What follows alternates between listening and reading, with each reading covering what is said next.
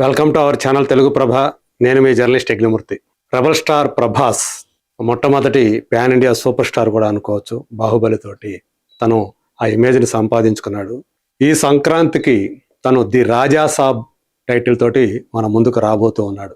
ఎప్పుడెప్పుడు రాజా సాబ్ వస్తాడని చెప్పేసి ప్రభాస్ అభిమానులందరూ కూడా ఎంతో క్యూరియాసిటీ తోటి ఎదురు చూస్తూ ఉన్నారు.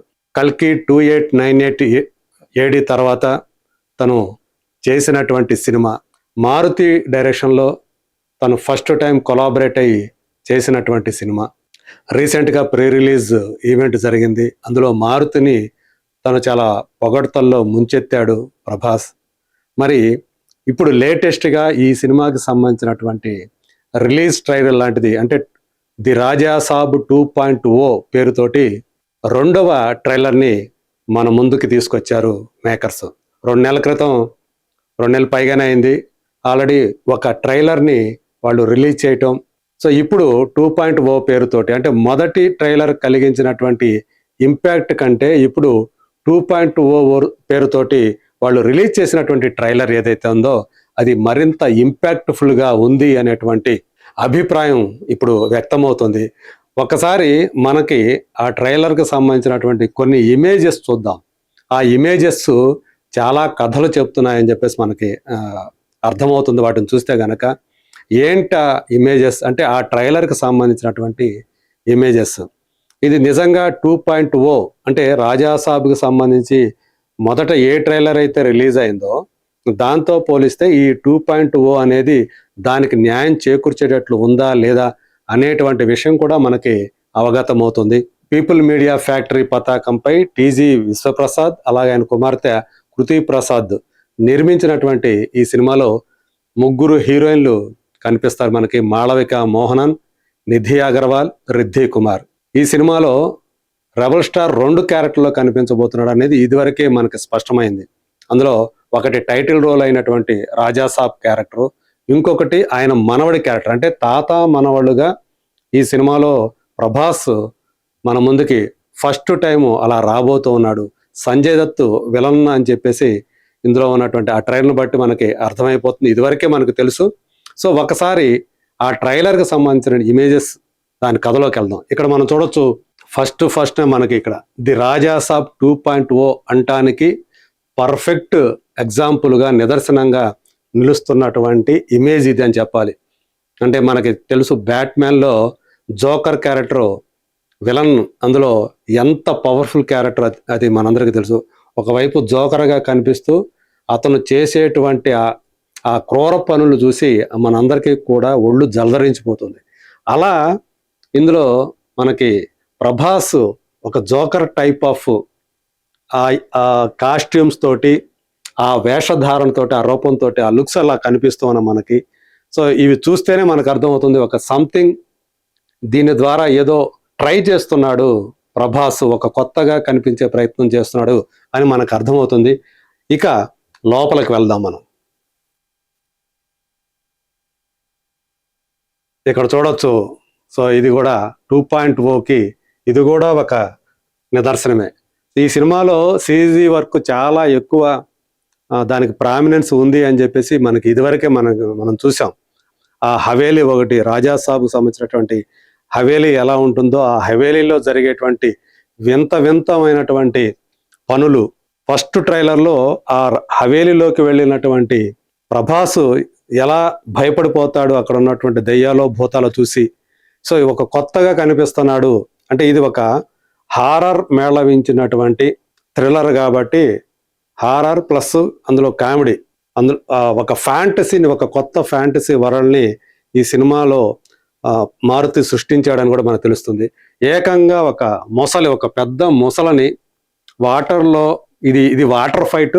ఆ వాటర్ ఫైట్లో మనకి ఏకంగా ఒక మొసలిని తను పైకి ఎత్తి విసిరేసేటువంటి ఈ సన్నివేశ దృశ్యం ఏదైతే ఉందో ఇది కూడా మరి ఆ సినిమాలో ఎంత ఇంపాక్ట్ కలగజేస్తుంది ఈ సన్నివేశం ఏంటి అనేది మనం వేచి చూడాలి. కానీ ఇందులో ప్రభాస్ ఒకవైపు మనకేమో దయ్యాలంటే భయపడేటువంటి వాడిగా కనిపించే అతను ఎంత బలవంతుడో ఈ పిక్చర్ని బట్టి మనకి అర్థమవుతుంది. ఇది హవేలీ మనకి ఈ షాండ్లియర్ కానీ ఇక్కడ కనిపించేటువంటి వెనక అంబియన్స్ అంతా కూడా యాక్చువల్గా రాజాసాబుకు సంబంధించినటువంటి హవేలీ అని చెప్పేసి మనకు అర్థమవుతుంది. ఇప్పుడు ఇక్కడ ఒక పెద్ద మైక్ లాంటిది పట్టుకొని పెద్దగా అరుస్తూ ఉన్నాడు, కేక పెడుతూ ఉన్నాడు ప్రభాస్. ఎవరిని? కనకరాజు అనేటువంటి ఒక క్యారెక్టర్ని ఆయన పిలుస్తున్నాడు. ఆ కనకరాజు ఎవరో కాదు, సంజయ్ దత్. సో ఆ సంజయ్ దత్కి ప్రభాస్కి ఉన్నటువంటి లింక్ ఏమిటి అంటే రాజాసాబ్కి కనకరాజుకి ఉన్నటువంటి లింక్ ఏమిటి అనేది మనం కథలో ఒక కీలకమైనటువంటి అంశంగా మారుతుంది. అంటే ఆ హవేలీని అంటిపెట్టుకొని ఉండేటువంటి కనకరాజు తన ఆత్మ ఏమన్నా ఇక్కడ అదే మెయిన్ విలన్గా ఇక్కడ కనిపిస్తుందా ఏంటి అనేది కూడా ఒక సస్పెన్స్ అని చెప్పేసి మనం చెప్పుకోవాలి. ఇది ఇతనే మనకి కనకరాజు పాత్రధారి సంజయ్ దత్. సో ఇది నిజంగా ఒకవేళ ఇది ఆత్మనా చూస్తేనేమో ఆత్మలా కనిపించడం, నిజంగా ఆ క్యారెక్టర్ మళ్ళీ వస్తుందా, ఏం చేస్తుంది ఆ క్యారెక్టర్? రాజాసాబు మనవడిగా వచ్చినటువంటి ప్రభాస్ తోటి ప్రభాస్ని ఇతను ఎలా ఇక్కట్లు పెడతాడు, వాటి నుంచి యంగ్ ప్రభాస్ తప్పించుకుంటాడా లేదా అనేటువంటి ఒక అంశం మనకి ఇక్కడ తెలుస్తుంది. తను ఒక భూత వైద్యుడో లేదా ఒక మాంత్రికుడో, మాయలు మంత్రాలు తెలిసినటువంటి వ్యక్తో, ఒక దుష్ట శక్తి అని మాత్రం మనకి అర్థమవుతుంది. ఈ దుష్ట శక్తిని అది వరకు రాజాసాబు తను ఎలా ఎదుర్కొన్నాడు, మళ్ళీ ఇప్పుడు ఆయన మనవడు ఎలా ఎదుర్కోబోతున్నాడు అనేది ఇందులో మనకి ప్రధానంగా కనిపించే అంశం. ఇక ఇక్కడ జోవియల్ మూడ్లో ఉన్నటువంటి యంగ్ ప్రభాస్ ఒక ఫైట్ కూడా మనకి కనిపిస్తుంది. వెనక ఈ ట్రాక్టర్లు, ఆ ట్రాక్టర్లతోటి ఇతన్ని ఢీ కొనడానికి కొంతమంది దుండగులు ఇతని మీదకి వచ్చారు, రౌడీలు. సో వాళ్ళతోటి ఇతను ఫైట్ చేస్తున్నట్టుగా, ఇతను ఒక జోవియల్ మూడ్లో ఉండే ఆ ఫైట్ చేస్తున్నట్టుగా మనకి ఈ సీన్ మనకి తెలియజేస్తుంది. ఇక ఇక్కడ దీన్ని చూస్తే మొత్తం ఒక ఏదో మనం ది మమ్మీ సినిమాలో చూస్తాం, ఒక్కసారిగా ఇసుక తుఫాన్లు వచ్చేసి మొత్తం అందరూ కూడా ఇసుకలా అందులో కలిసిపోతారు. అలాంటి ఒక సన్నివేశం మనకి ఈ ట్రైలర్లో మనకు కనిపించింది. ఇక్కడ ఇదంతా కూడా ఒక రకంగా చెప్పాలంటే ఇది ఇసుక ఇదంతా కూడా. సో దీనికి ప్రభాస్కి ఏం సంబంధం, ఇక్కడ ఏం జరగబోతోంది? సో ఇది కూడా కనకరాజు సృష్టించినటువంటి ఒక మాయాజాలమా ఏంటి అనేది కూడా ఒక ఆసక్తికరమైనటువంటి విషయం. ఆ సందర్భంగా వచ్చేటువంటి అంటే సీజీ వర్క్ ప్రధానంగా కనిపించేటువంటి సన్నివేశాల్లో ఈ సీన్ కూడా ఒకటని మనం చెప్పుకోవచ్చు. అంటే హవేలీలో ఇసుక తుఫాన్ ఎలా వస్తుందనేది చూడాల్సింది. మరి ఇక ఇక్కడ మనకి హాస్పిటల్ బెడ్ మీద ఒక వృద్ధురాలు కనిపిస్తున్నారు. ఈమె ఎవరో కాదు, యంగ్ ప్రభాస్కి నాయనమ్మ గంగమ్మ అనేటువంటి పాత్రలో ఈమె మనకి కనిపించబోతున్నారు. సో ఈమె అంటే ఎవరైతే రాజాసాబు ఉంటారో ఆ రాజాసాబు భార్యగా ఈమె కనిపించబోతున్నారు అని చెప్పేసి మనకి అర్థమవుతుంది. మరి ఈమె ఈ సినిమాలో అత్యంత కీలకమైనటువంటి కథకి మూలమైనటువంటి ఒక ఏదైతే ముడి ఉంటుందో ఆ ముడిని విప్పదీసేటువంటి ఒక క్యారెక్టర్ లాగా ఈమె మనకి దర్శనం ఇవ్వబోతున్నట్టు మనకి అర్థమవుతుంది. అలాగే నాయనమ్మకి మనవడికి మధ్య ఉండేటువంటి ఆ అనుబంధాన్ని కూడా ఈ సినిమాలో చాలా బాగా ఎలివేట్ చేసినట్టుగా కూడా మనకి ఆ ట్రైలర్ని బట్టి మనకి అర్థమవుతుంది. ఇక్కడ ఈమె ఎందుకు హాస్పిటల్ బెడ్ మీద ఉంది? ఆమె ప్రయాణించేటువంటి ఒక కారు యాక్సిడెంట్కి లోనైంది. అది నిజంగా యాక్సిడెంటా లేకపోతే ఆమెని చంపడానికి ఎవరైనా ప్రయత్నం చేశారా?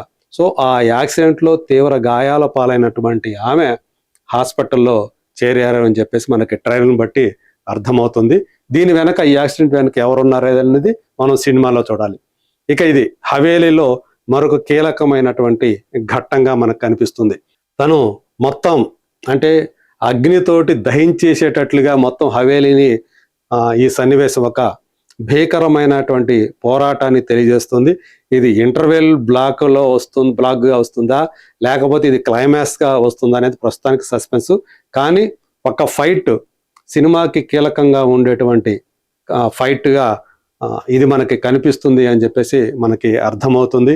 ఇక ఇక్కడ మనకు కనిపిస్తుంది ఒక భయంకరమైనటువంటి ఆకారం. సో ఇది కూడా సీజీ వర్క్ తోటి తయారు చేసినటువంటి ఒక రూపం. దీన్ని కనకరాజే సృష్టిస్తాడు అని చెప్పేసి మనకు అర్థమవుతుంది. దీంతో ఎలా పోరాడతాడు, ఇక్కడ మనకి సరిగా కనిపించట్లే కానీ విజిబుల్ గా కనిపించడం కానీ ఒక చిన్న నలక మాదిరిగా ఇక్కడ యంగ్ ప్రభాస్ ఇక్కడ కనిపిస్తున్నాడు. అది మనకి ఇక్కడ స్పష్టంగా కనిపించట్లేదు ఈ ఆకారం ముందు. సో ఈ నిజానికి ఈ ఆకారం కనకరాజు సృష్టించింది. దీన్ని ఎందుకు సృష్టించాడు, ఇది ఏం చేస్తుంది, దీనితోటి ప్రభాస్ తలపడి దాన్ని ఏం చేస్తాడు, లేకపోతే ప్రభాస్ అది ఎలా ఆకారం ఏం ఇబ్బంది పెడుతుంది అనేది మనం సినిమాలో చూడాలి. ఇది రాజా సాబ్ లుక్ అంటే తాత క్యారెక్టర్. సో ఆల్రెడీ మనకి ఫస్ట్ లుక్ అప్పుడే రాజా సాబ్ ఫస్ట్ లుక్ అప్పుడే దీన్ని మనకి రివీల్ చేశారు, ఆయన ఎలా ఉంటాడు ఏంటి అనేది. తాత అంటే టైటిల్ పాత్రధారి ఈ క్యారెక్టరే, ఈయనే. సో తను నోట్లో సిగారు పట్టుకొని ఆ రాజా సాబ్ చైర్ ఏదైతే ఉందో అందులో టీవీగా కూర్చున్నటువంటి ఆ లుక్లో ప్రభాస్ ఎంతగా మనల్ని ఆకట్టుకున్నాడో మనం చూసాం. సో ఈ పాత్ర సినిమాలో ఎంత పవర్ఫుల్గా ఉండబోతోంది, అది ఎంతసేపు ఉంటుంది, సో ఈ అంతా కూడా తెలుసుకోవాలన్నటువంటి ఆసక్తి అభిమానుల్లో రోజు రోజుకు పెరిగిపోతుందని చెప్పాలి. సో కీలకమైనటువంటి అంటే క్లైమాక్స్లో రాజా సాబ్ క్యారెక్టర్ చాలా క్రూషియల్ అని చెప్పేసి మనకు తెలుస్తుంది. అంటే మనవడికి అండగా సపోర్టుగా ఉండటం కోసం ఆ క్యారెక్టర్ రంగప్రవేశం చేస్తుందా లేదా అనేది సో ప్రస్తుతానికైతే ఒక సస్పెన్స్ మెటీరియల్ లాగా ఉంది. కానీ ఆ క్యారెక్టర్ ఏ టైంలో రావాలో, ఎంత క్రూషియల్ టైం రావాలో ఆ క్రూషియల్ టైంలో వస్తుంది అని చెప్పేసి మనకు అందుతున్నటువంటి సమాచారం. సో ఇవి మనకి ఇప్పటిదాకా ఈ సినిమాకి సంబంధించినటువంటి. సో ఇది ఇప్పటి వరకు కూడా ఈ సినిమాకి సంబంధించి ట్రైలర్లో మనకి ఆసక్తికరంగా కనిపించినటువంటి కొన్ని సన్నివేశాలు, ఆ పిక్చర్స్ని మీకు ప్రజెంట్ చేశాను. అవి చెప్పేటువంటి కథ ఏంటనేది కూడా మీకు తెలియజేశాను. మరి చూద్దాం, ప్రభాస్ నుంచి ఒక సినిమా వస్తుంది అంటే అది ఖచ్చితంగా పాన్ ఇండియా లెవెల్లో అది చూపించేటువంటి ఇంపాక్ట్ చాలా అమేయం అని చెప్పేసి మనకు తెలుసు. ఇలాంటి ఒక పాన్ ఇండియా సూపర్ స్టార్ని మారుతి తెర మీద ఎలా ఆవిష్కరించాడు అనేదే ఇప్పుడు అందరి మనసుని తొలుస్తున్నటువంటి ప్రశ్న.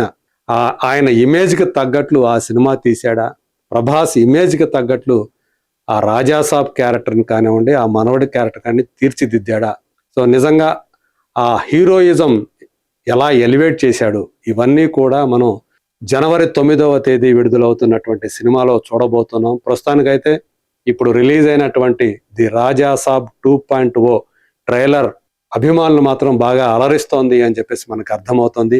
ఇక తమన్ మ్యూజిక్ కూడా ఈ సినిమాకి చాలా క్రూషియల్ కాబోతోంది. ఆ పాటలు అనేవి వచ్చాయి కానీ వాటికంటే కూడా బీజిఎం ఈ సినిమా మీద మరింత ప్రభావాన్ని చూపుతుందని చెప్పేసి చెప్తూ ఉన్నారు. మరి చూద్దాం రాబోయే రోజుల్లో ఇంకేమేమి అప్డేట్స్ ఈ సినిమా సంబంధించి వస్తాయో, అలాగే జనవరి 9వ తేదీ ఎప్పుడెప్పుడు వస్తుందా అని చెప్పేసి అభిమానులందరూ కూడా వెయిట్ చేస్తున్నారు. వచ్చి రాజాసాబ్ అలరిస్తాడా లేదా, let us wait and see.